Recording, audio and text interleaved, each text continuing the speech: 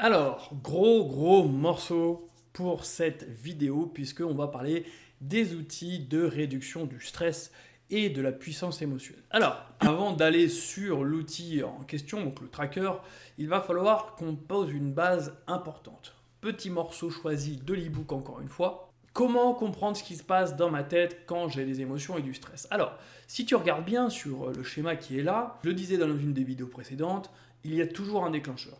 Le déclencheur, il est soit interne, soit externe. Interne, ça va être les pensées, les idées, les besoins, les souvenirs.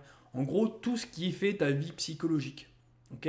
On a aussi la partie interne physique, hein, les douleurs, le mal-être, les handicaps, toute maladie qui vient te perturber évidemment ton équilibre. Ça, c'est ce qui fait partie des déclencheurs internes.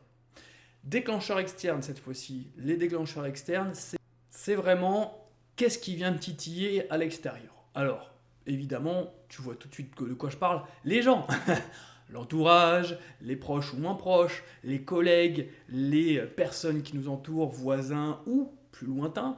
Dans tous les cas, on est plus ou moins préoccupé par notre vie sociale. Ensuite, on va avoir toutes les règles. Les règles du travail, les règles de la loi, les règles de la vie quotidienne, tout ça, ça va venir impacter notre vie quotidienne. C'est nécessaire dans un certain nombre de cadres, mais par contre, ça vient nous pourrir la vie dans d'autres. On va avoir bien sûr le fonctionnement de la société, la ville dans laquelle on est, l'entreprise dans laquelle on travaille, l'école ou la fac dans laquelle on se situe. Et évidemment, quand plus on augmente en grandeur, plus on va voir les conséquences de ce que peut faire la ville, le département, la région ou même le pays. Est-ce qu'on est dans une dictature ou dans une démocratie déjà? On peut se poser la question, hein. Et puis après, quelles sont les conséquences pour la vie quotidienne? Je suis pas sûr que la Corée du Nord soit dans les mêmes dispositions que, je ne sais pas, que le Danemark en termes de diplomatie, ou que de vie quotidienne, ou d'interdiction, ou de possibilités. Tu vois ce que je veux dire? Donc, pour terminer avec ces déclencheurs externes, il y a le système économique. Ben oui, parce que l'argent ne fait pas le bonheur, mais il y contribue grandement. Tu comprends maintenant l'étendue des déclencheurs que l'on peut avoir, internes ou externes. C'est d'ailleurs pour ça que c'est aussi compliqué de comprendre d'où viennent nos émotions. Parce qu'on a une multitude de déclencheurs. Si on ne les connaît pas très bien, eh bien on est un peu perdu là-dedans. Maintenant que tu les connais, pense quand tu fais l'utilisation de ton premier outil à décrire les déclencheurs. Essayez de comprendre, est-ce que c'est des déclencheurs internes, externes, est-ce que les deux communiquent? Puisque il y a des fois, boum, je vois quelque chose dans ma vie qui me rappelle un souvenir et qui vont interagir pour créer des émotions et du stress. Là, si tu regardes sur le schéma, on va avoir les émotions et les sensations. Ça, c'est ce qui va découler des déclencheurs. Les émotions et les sensations, c'est ce qui va découler de ton cerveau et de ton corps. Et l'association entre les deux, puisque évidemment les deux sont liés. Donc, dans ton cerveau, les émotions. Là, on va avoir une multitude, une explosion de neurotransmetteurs, on va avoir des connexions qui vont se faire dans plusieurs zones du cerveau, d'autres qui vont s'amoindrir, notamment quand il y a des émotions très fortes. Alors, pour schématiser, on a deux parties de notre cerveau qui vont être très actives lorsqu'on a des émotions et du stress. La première, c'est le lobe frontal.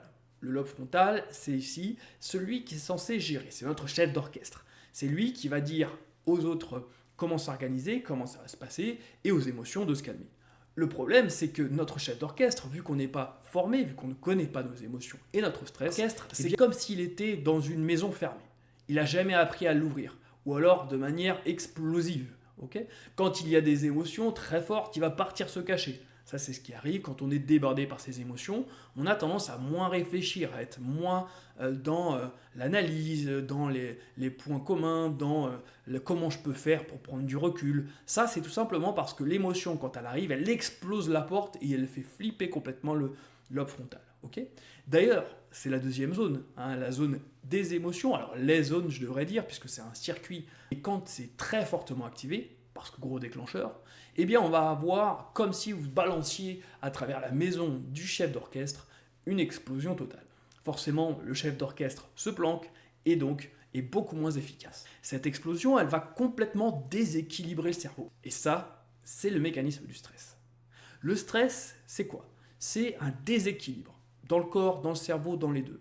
Ce déséquilibre, dès qu'il est détecté par le corps ou le cerveau, il va donner un signal. Il dit attention, il y a quelque chose qui se passe.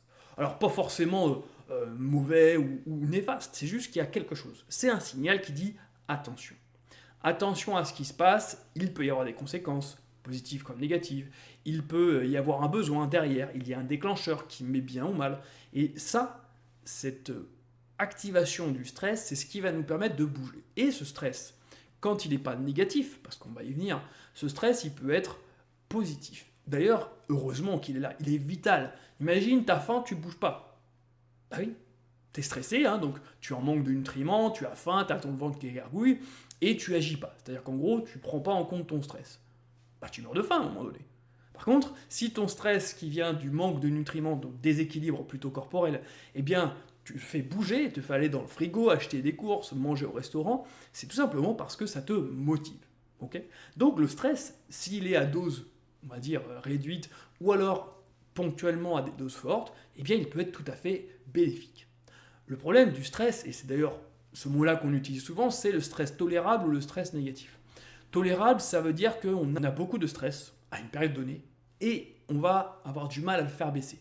Tout simplement parce que c'est un gros rush dans ta vie professionnelle, tu vis une situation de vie pas facile et là, forcément, ce niveau de stress-là, il va être compliqué à gérer parce que très présent, beaucoup de déclencheurs et c'est compliqué de le laisser de côté ou de mettre des stratégies très efficaces sur le moment. Quand tu es dans cette situation-là, c'est quelque chose qui est tolérable. Pourquoi? Parce qu'à un moment donné, ça redescend. Soit parce que la situation s'arrange, soit parce que tu digères, tu gères et tu construis autour de ce qui vient de t'arriver. Ça, c'est le stress tolérable. Le stress négatif, lui, il vient quand ça dure, ça dure, ça dure. Et ça s'arrête jamais. Et là, ça devient complètement néfaste, nocif pour notre santé, parce que les effets du stress sur notre cerveau, ça peut détruire un certain nombre de neurones, notamment dans l'hippocampe. Dans notre corps, ça va complètement chambouler notre système digestif, ça peut amener des palpitations, des crises d'angoisse, des burn-out si on va dans la sphère psychologique, et amener vers des situations de vie difficiles comme des dépressions, des anxiétés chroniques, parce que ce stress-là, s'il est à long terme, il va complètement déglinguer l'intérieur. Donc pour éviter ça, évidemment, l'objectif, ça va être de vider son sac. On l'a vu tout à l'heure avec l'expression des émotions et on le verra ensuite avec les autres outils, notamment dans la liste qu'on a vue juste avant. Avant ça, finissons-en avec ce schéma avec, tu vois, deux manières d'agir. Le comportement, ça reste le final. C'est qu'est-ce qu'on va faire. Okay, c'est l'utilisation ou la régulation dont on parlait tout à l'heure, voire même une partie de l'expression avec l'écriture. Quand tu es dans cette explosion dont on parlait tout à l'heure, qu'il va complètement mettre de côté ton lobe frontal, ton fameux chef d'orchestre, et tu risques de déclencher ton mode chacal. Moi j'appelle ça le mode chacal. Pour ceux qui connaissent Marshall Rosenberg et sa communication non violente, ça vous parlera. C'est le mode chacal. C'est le mode où on va tout exploser, être maussade, être triste, avoir une vraie explosion mais néfaste de notre émotion. Alors on va avoir une expression, un comportement qui va être souvent inadapté, disproportionné, certes rapide et facile à mettre en place, mais qui a des conséquences derrière qui sont importantes. Mais le problème, c'est qu'à ce moment-là, on s'en fout. Okay. Donc ce chacal-là, il est très très très puissant quand on ne se connaît pas, quand on n'a pas développé sa girafe, donc vous l'aurez compris, la partie du dessus, la réflexion, l'analyse, le fait de se poser et d'avoir les comportements les plus importants et surtout les plus adaptés socialement, parce que c'est ça, la girafe. La girafe, c'est être capable de se poser, de se dire, ok, qu'est-ce qui va me permettre d'être à l'aise? Qu'est-ce qui va me permettre de socialement exprimer mon émotion de manière constructive? Qu'est-ce qui fait que quand je suis dans une situation émotionnelle, je ne suis pas débordé? Voilà. Ça, c'est le mode girafe. Le problème, c'est qu'il consomme beaucoup d'énergie et il demande du temps. Et quand on est explosé par ces émotions, c'est parfois difficile de mettre en place justement ce mode girafe. Tout le monde là. Le problème, je vais te donner une image pour te parler. Imagine un chacal bodybuildé, en mode montagne de muscles énorme, avec la bave aux lèvres et qui part au quart de tour. Ça, c'est généralement le mode émotionnel de la plupart des gens. Parce que justement, ils n'ont tellement pas eu de conscience de cette girafe-là et de ce qu'ils font dans leur quotidien pour gérer ou pour muscler la girafe, qu'ils ont un chacal bodybuildé. Et à l'inverse, imagine une girafe rachidique, complètement séchée, et puis elle a à la main la laisse du chacal. D'après toi, quand l'émotion va exploser, qu'est-ce qui va se passer? Le chacal il va partir, et puis les essais de la girafe, ça va être très compliqué pour le gérer. Voilà. Ça, c'est l'image que je te donne pour expliquer pourquoi est-ce que on dit par exemple les gens sont sanguins, ou alors impulsifs, ou alors ça part tout seul et après mes mots ont dépassé mes pensées. Ça, c'est exactement ce qui va se passer. Quand tu es face à cette situation-là, si c'est ton cas, je vais te donner justement les outils pour amaigrir le chacal, pour lui enlever des forces, et à l'inverse, pour muscler ta girafe et lui donner toute l'envergure nécessaire pour qu'elle puisse gérer ta vie quotidienne sans t'exploser ou exploser les autres. Parce que c'est un peu le risque avec le chacal, hein, c'est qu'ils foncent tête baissée et peu importe les conséquences. Donc les comportements au final, puisque si on termine le schéma, on arrive au comportement, eh bien on va voir que ces comportements-là, ils peuvent être plus ou moins adaptés, plus ou moins efficaces pour gérer son émotion. Ce que je disais tout à l'heure, hein, si on commence à picoler ou à bouffer dès que ça va pas, bah, tu te doutes bien que le comportement il n'est pas adapté.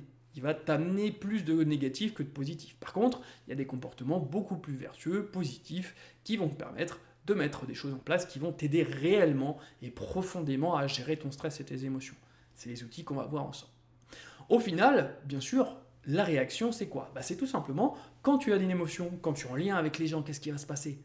Bah, ça va réagir autour de toi. Tu vas avoir une réaction face à ton chacal. La personne en face, si elle se sent agressée, très souvent ce qui arrive, boum, elle te renvoie la balle. Et hop, c'est reparti, il y a un autre déclencheur externe. Et la machine à laver de l'enfer est partie. J'appelle ça comme ça, la machine à laver de l'enfer, parce que le problème c'est qu'on interagit l'un avec l'autre, les deux sont des shakos, hein, oui, des shakos. Les deux shakos ensemble, ils se gueulent dessus, ils se mordent, et ça finit avec des traces de sang et des cicatrices. Alors évidemment, ce sont des métaphores pour dire que ça laisse des traces dans les souvenirs, dans la relation à l'autre, alors que concrètement, c'est juste qu'on n'était pas bien. On n'a pas su l'exprimer, on n'a pas su gérer ses émotions, et donc ça explose complètement face à l'autre. Voilà, ça c'est pour expliquer un petit peu les bases du niveau de stress. Maintenant, pour la prochaine vidéo, plongeons dans l'outil directement.